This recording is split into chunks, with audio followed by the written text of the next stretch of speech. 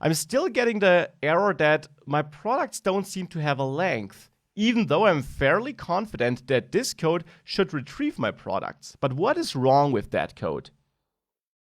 Well, I am returning data here in both cases, but keep in mind that this is asynchronous code.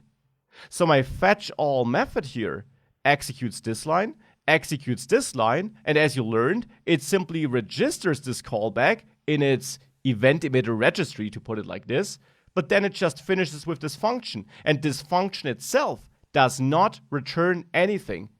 These return statements here belong to this inner function here, not to this outer function.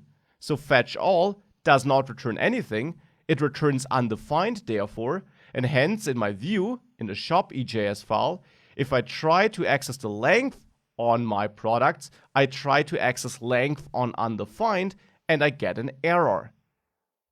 So this is the issue, and how can I fix this then?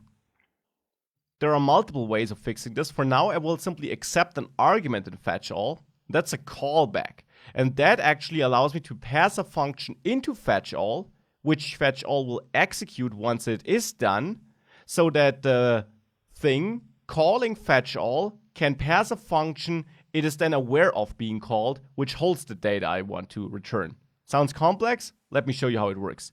So I will receive a function here. This argument will hold a function.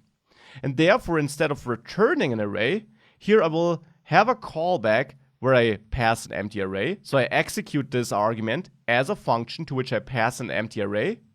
And I will do the same down there, just not with an empty array, but here I will have a callback where I pass my parsed JSON data.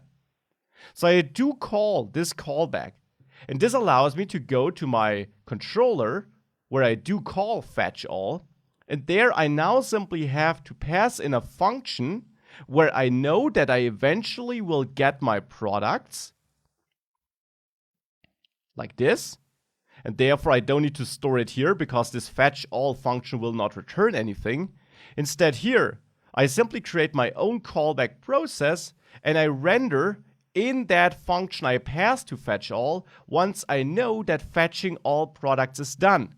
And I receive the products here because that is exactly the argument I pass to the callback in fetchAll. Because the callback argument here will refer to this anonymous function I'm passing into fetchAll. It's the same logic readFile uses here, just that we didn't define readFile on our own, but readFile also takes a callback, and here we pass in the function readFile should execute for us once it's done. We do the same, just that we write both sides now. We have fetchAll, and fetchAll takes a function it should execute once it's done. And once it's done, we get the products, thanks to our own implementation of fetchAll, and we then render our response with those products. And with that, if we save that, and now we reload this page, we do see the products here, and we do of course see all the products we had in the past, as well as any new products we add. And there is a little styling glitch I see. But this is how this works. And now, it's still not a database, but it's better than this in-array storage, and it already shows us why we might want to use such a model.